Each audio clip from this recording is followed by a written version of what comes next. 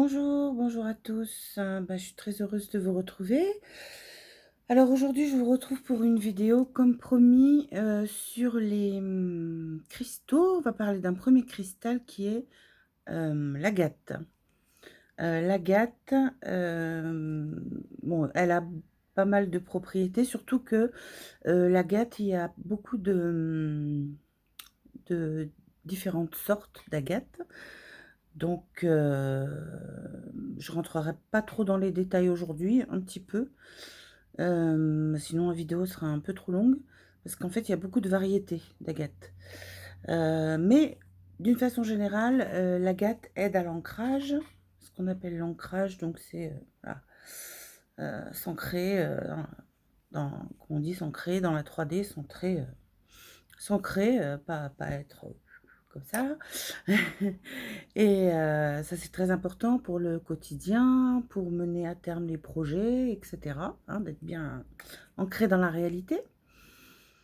Donc, je vais vous expliquer, bien sûr, pourquoi cette pierre est une pierre d'ancrage. Alors, je commence un petit peu par expliquer, comment ça fonctionne, hein, au niveau du cristal.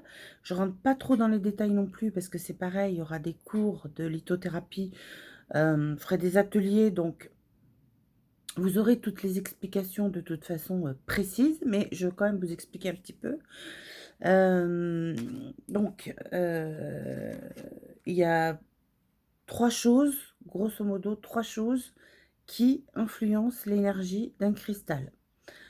La première chose, c'est, sa formation, c'est-à-dire comment elle s'est formée. Est-ce que c'est dans le magma? Est-ce que c'est dans les sédiments?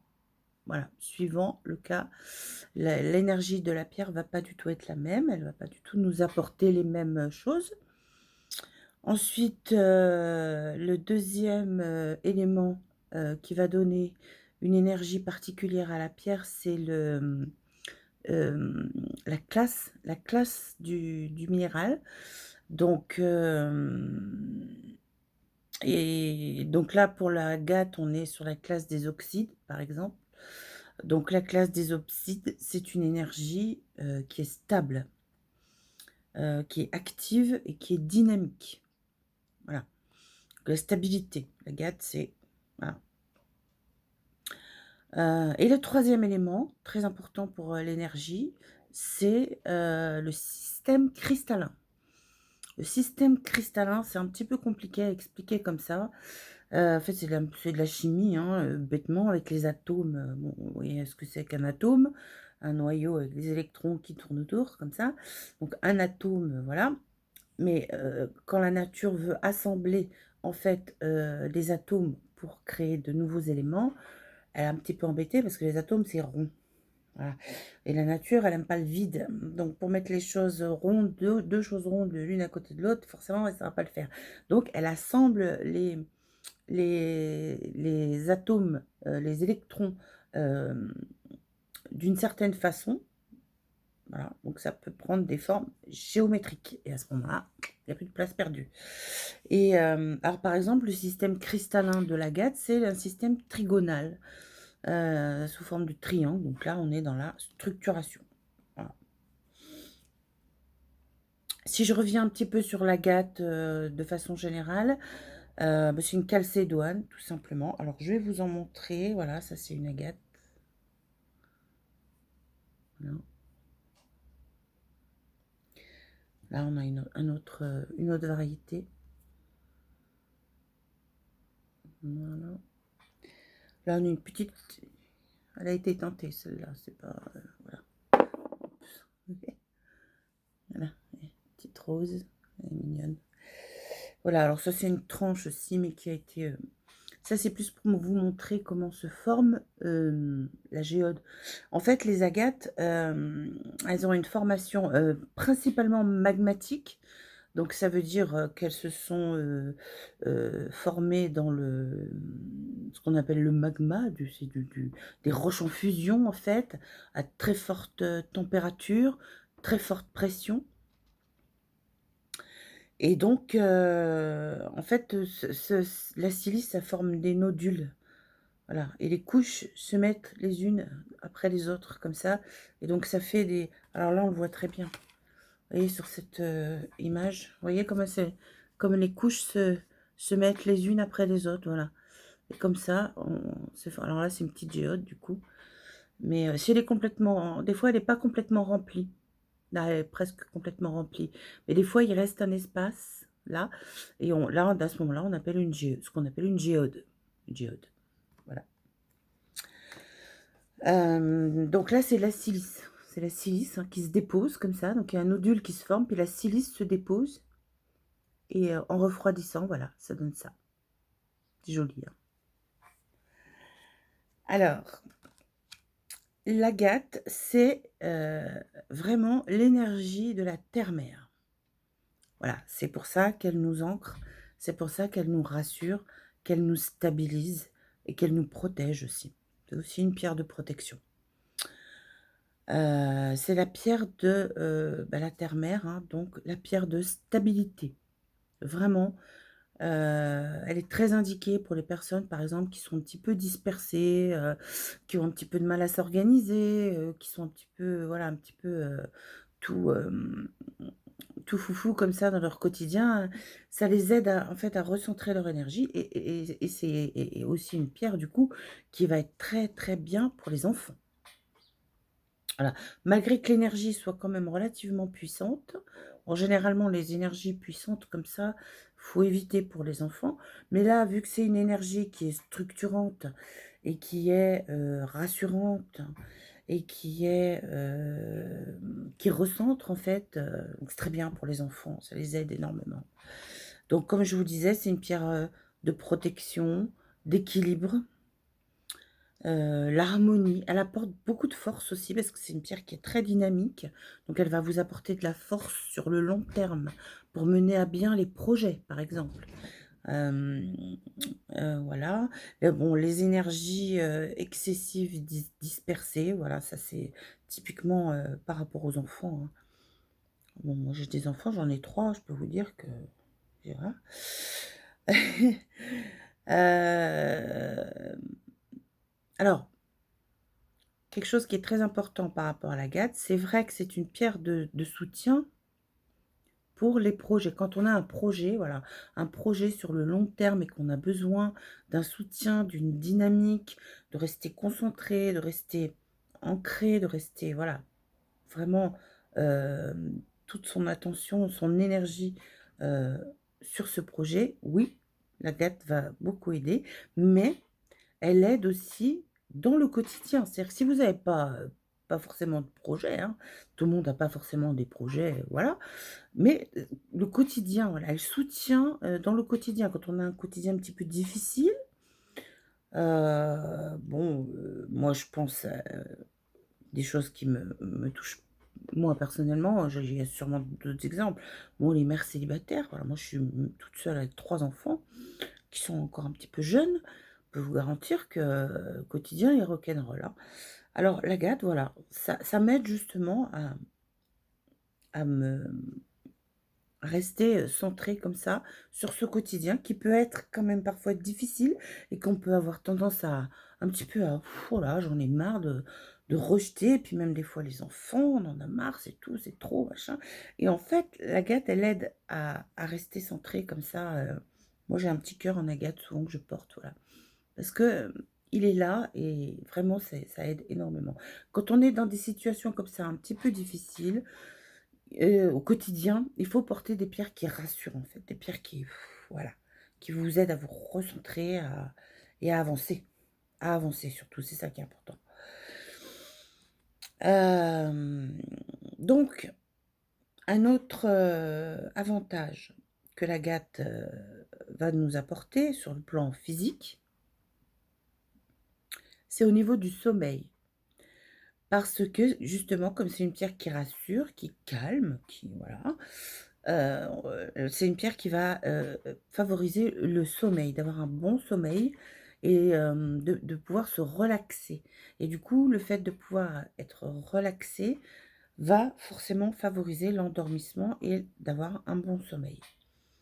Voilà, c'est une pierre également qui est très utile pour le système digestif, qui agit bien sur le système digestif. Et elle va agir aussi sur tout ce qui est inflammation, irritation. Quand on a des douleurs inflammatoires, des problèmes inflammatoires, l'agate peut être très efficace. On peut utiliser un galet, hein. Moi, c'est des choses que je fais souvent quand j'ai mal quelque part. On prend le galet et on le passe comme ça. On fait des massages avec sur la partie douloureuse. Alors après, si c'est des problèmes vraiment style arthrose, tout ça, il y a d'autres pierres plus efficaces que l'agate. Quand c'est simplement des petites douleurs comme ça, un petit peu inflammatoires, genre tendinite ou musculaire même, ça va détendre. On masse avec le galet comme ça, la zone douloureuse. Donc elle va être, comme je vous disais, hein, pour résumer, plus destinée, bon, on peut bien sûr la donner aux enfants, ça, aucune contre-indication. Les enfants, vraiment, c'est miraculeux. Pour résumer, donc, pour les personnes anxieuses, voilà, parce que ça va les aider à se détendre, ça va les rassurer. En fait, c'est ça le truc, c'est que c'est la pierre de la terre-mère. Donc la terre-mère, voilà, c'est la maman, voilà, et elle va vous rassurer, elle va vous donc pour les personnes anxieuses, c'est génial.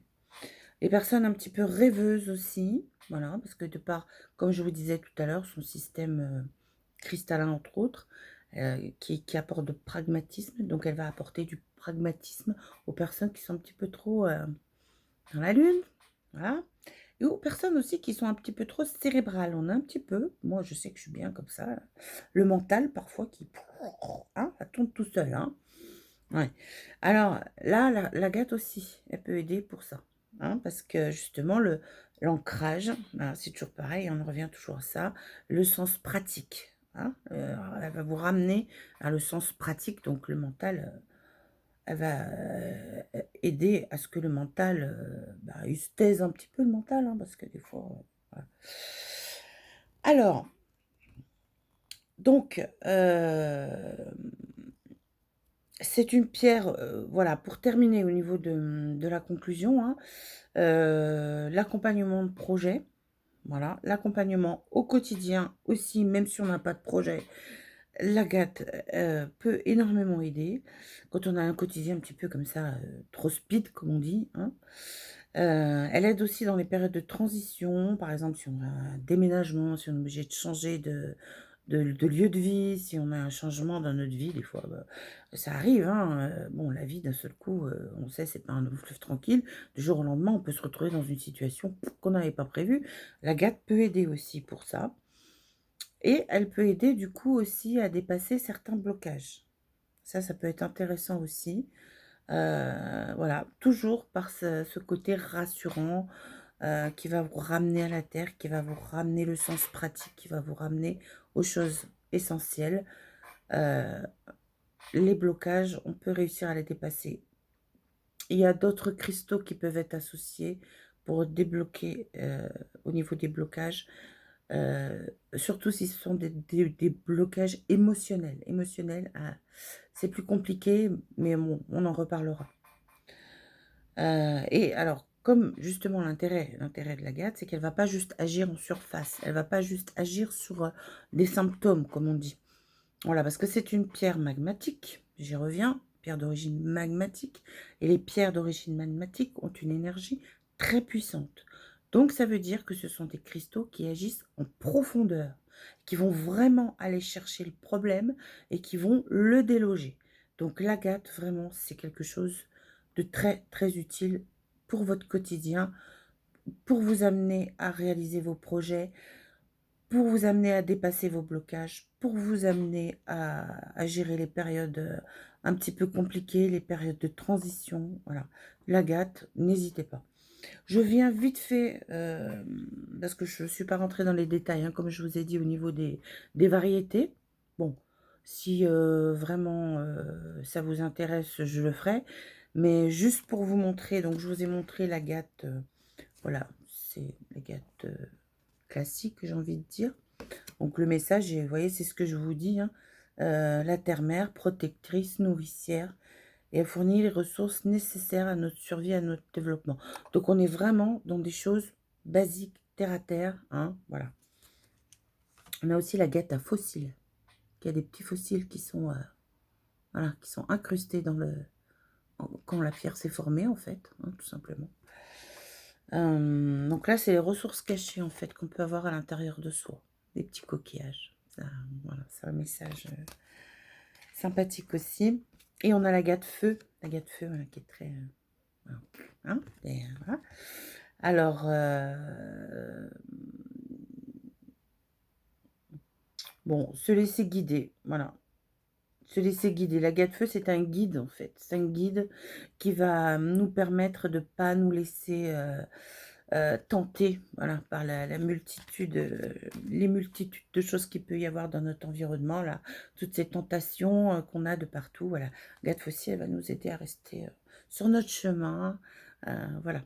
Pas se laisser tenter par toutes les choses aux alentours.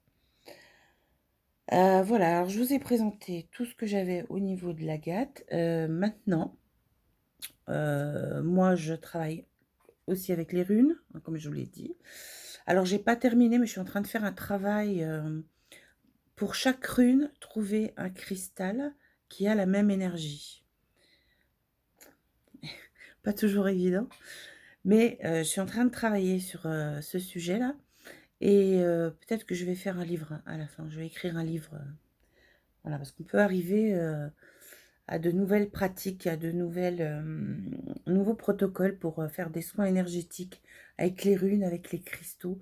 Il faut savoir que la rune, moi, je l'utilise pour amplifier ou compléter l'énergie du cristal. Et ça marche très, très bien. Et c'est assez incroyable d'ailleurs, à chaque fois que je fais un tirage, je sors une carte, je commence par tirer une carte, et quand je sors la rune, mon petit pochon, mais allez, 95% du temps, la rune, elle donne un message similaire à la carte que j'ai tirée. C'est impressionnant. Donc, c'est vraiment très complémentaire. Alors, soit complémentaire, soit la rune va venir amplifier l'énergie du cristal. Alors, la rune que moi, j'associerais à l'agate, c'est Urus. Voilà. C'est la deuxième rune de l'alphabet du Furtak. Donc, Urune, bah, tout simplement parce que c'est le lien à la terre, Urus. Voilà, c'est le lien à la terre, c'est l'ancrage. C'est une rune d'ancrage, donc, bah, voilà, il y a pas tellement de, de doute à avoir, hein, d'hésitation. Moi, c'est la première chose qui m'est venue à l'esprit, c'est Urus, voilà, pour d'ailleurs, en passant, mes runes, là, elles sont en agate. Voilà. Rouge a d'autres significations. C'est pas que la terre-mère et l'ancrage, mais on y reviendra parce que je vais faire d'autres vidéos, notamment sur... donc la prochaine vidéo que je vais vous faire vendredi prochain, ça sera sur l'abondance. Alors, on va traiter l'abondance d'une façon un petit peu différente d'habitude, hein. Je vais vous parler, moi, mon approche de l'abondance. Et je vais vous parler des cristaux qui vont vous aider à être dans cet état d'esprit de recevoir l'abondance, pour recevoir l'abondance. Voilà. Parce qu'il y a des cristaux qui existent pour ça, et il y a les runes qui existent pour ça. Et ça sera la même rune, hein, soyez pas surpris. Voilà. Je vous expliquerai pourquoi la semaine prochaine. Voilà, je pense que j'ai fait le tour de ce que je voulais vous dire par rapport à l'agate. Alors, j'espère vraiment que cette vidéo vous a plu. J'espère que vous allez continuer à me suivre. Donc, surtout, n'hésitez pas, likez la vidéo, abonnez-vous, partagez la vidéo. Ça coûte rien et ça fait du bien. Voilà, je vous remercie vraiment de m'avoir écouté et je vous dis à la semaine prochaine. Merci, au revoir.